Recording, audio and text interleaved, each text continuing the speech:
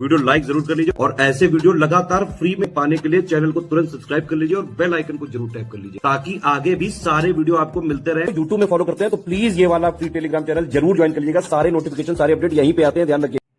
Hello everyone, welcome to ROARO by study for civil services. Myself Alka Pandey. तो दोस्तों, इस video में हम देखेंगे प्राचीन भारत का इतिहास। ठीक है, तो इसमें सबसे पहले देखते हैं इतिहास में वर्गीकरण। आपका प्राग इतिहास है जिसमें पाषाण काल, आद्य इतिहास सैंधव सभ्यता, वैदिक सभ्यता और ऐतिहासिक काल इसमें ईसा पूर्व 6वीं शताब्दी से।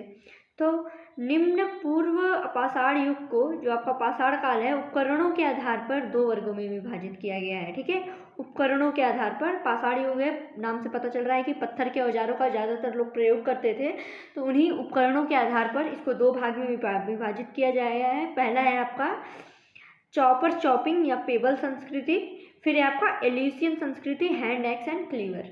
ठीक है, चॉपर चॉपिंग सर्वप्रथम सोहन नदी के तट पे मिला, तो इसलिए इसको सोहन संस्कृति कहते हैं। ठीक है, एल्यूसियन संस्कृति को हैंड एक्स संस्कृति कहते हैं। ठीक, तो इसमें हैंड एक्स 28 सितंबर 1864 में प्रोफेसर किंग ने मद्रास के वद्युरै और अतिपक्कम से प्राप्त किया था। ठीक है, हैंड एक्स मद्रास के वद्युरै और अतिपक्कम में। ठीक है, और सबसे पहले मद्रास से प्राप्त हुआ, तो इसलिए इसको मद्रासी संस्कृति भी कहा गया। और इस संस्कृति में क्लीवर, स्क्रेपर और क्रोड भी मिलते हैं। ठीक, भारत में प्राग इतिहास के जनक भू सर्वेक्षक रॉबर्ट ब्रूस फुट थे। ये याद रखिएगा, बहुत ही इंपॉर्टेंट है। भारत में प्राग इतिहास के जनक, ठीक है, भारत में प्राग इतिहास के जनक रॉबर्ट ब्रूस फुट। ठीक है, आगे देखा जाए तो बेलस नदी घाटी, ठीक है, टॉस नदी की सहायक है ये बेलन नदी घाटी। बेलन नदी टॉस नदी की सहायक नदी है। उत्तर प्रदेश के सोनभद्र से निकलकर मिर्जापुर से होते हुए इलाहाबाद में टॉस नदी में मिल जाती है।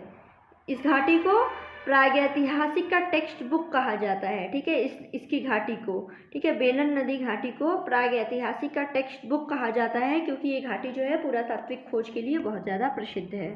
ठीक है, बेलन के लोहदा नाला क्षेत्र में इस काल की अस्थि निर्मित मातृ देवी की प्रतिमा मिली है। ठीक, याद रखिएगा कि अस्थि निर्मित मातृ देवी की प्रतिमा ये बेलन के लोहदा नाला क्षेत्र से मिली हुई है। और इन उपकरणों का निर्माण जो है ये कार्टजाइट पत्थरों से किया गया है। सिहावल मध्य प्रदेश में स्थित एक स्थान है। यहाँ पे ये निम्न पूर्व पाषाण संस्कृति का एक पुरा स्थल है। ठीक है, और सांगवो गुफा ये भी इसी काल की है। ठीक है, निम्न पूरा पाषाण काल की। अब आगे देखते हैं इसमें पूरा पाषाण काल के बारे में, जिसको कहते हैं पैलियोलिथिक एज।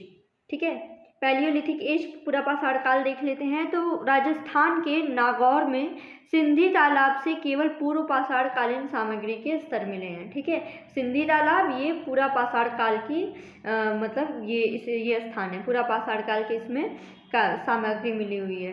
पूरा पाषाण कालीन स्थल समस्त भारत में मिले हैं। ये गंगा और सिंधु के कछारों में सर्वाधिक संख्या में मिले हैं। ठीक, ये मारवाड़ और मेवाड़ से भी प्राप्त किए गए हैं। दक्षिण भारत के पलवाय आंध्र प्रदेश, उतनूर आंध्र प्रदेश, पिकलीहल, ब्रह्मगिरी, मास्की आदि स्थलों से राख के टीले प्राप्त हुए हैं। ठीक, डोलमेंस का शब्द का तात्पर्य गड़े हुए मुर्दों पर निर्मित समाधियां हैं। ठीक है, डोलमेंस जो होता है वो गड़े हुए मुर्दों पर निर्मित समाधियां हैं। आगे देखा जाए तो इसमें क्या है कि इस काल में इनका मानव जीवन जो पूर्णतः प्राकृतिक था, शिकार पर निर्भर करते थे, भोजन मांस कंदमूल खाया करते थे। ठीक है, अग्नि के प्रयोग से अपरिचित थे, याद रखिएगा, इस वजह से वो कच्चा मांस खाया करते थे। ठीक, और इस युग का मानव जो था वो शिकारी और खाद्य संग्राहक था। ठीक, पूरा पाषाण काल का इनको पशुपालन, अग्नि, कृषि इन सबका ज्ञान नहीं था। इस काल के तापमान में भारी कमी आई। ठीक है, इसमें जो है महाराष्ट्र के निवासा में मध्य पूरा पाषाण काल के उद्योग निवास इन सबका साक्ष्य मिला हुआ है। ठीक, और कार्टजाइट पत्थरों के स्थान पर जैस्पर, चर्ट, फ्लिंट आदि के पत्थर ये यूज़ किए जाने लगे, प्रयुक्त होने लगे। ठीक, और इसमें मुख्यतः शुल्क से बनी वास्तुकारों का था, उद्योग जो था वो शुल्क से बनी वास्तुकारों का हुआ करता था। मुख्य औजार फलक, वेदनी, छेदनी, खुरचनी इत्यादि थे। ठीक, तो ये सारी चीज़ें हैं आपके पुरा पाषाण काल की।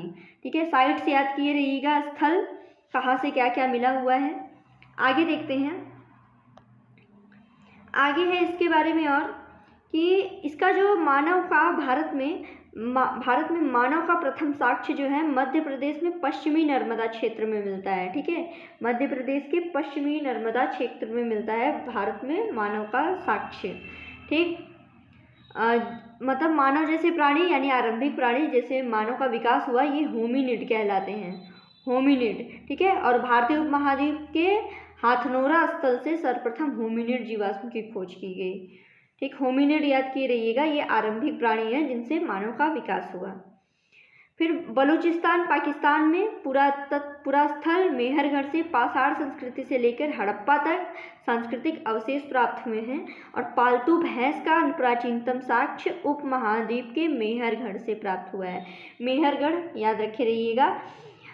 अतिरपक्कम तमिलनाडु पूरा का पाषाणकालीन स्थल पर एलिशियन औजारों के साथ साथ आपका पशुपद चिन्हन के समुच्चय का भी साक्ष्य मिला है। यहाँ पे पैसरा बिहार में प्राचीनतम झोपड़ियों के साक्ष्य मिले हैं। ठीक है, ये पाषाण युग का पूरा स्थल है, ये पैसरा बिहार याद रखिएगा, प्राचीनतम झोपड़ियों के साक्ष्य मिले हैं। ठीक है,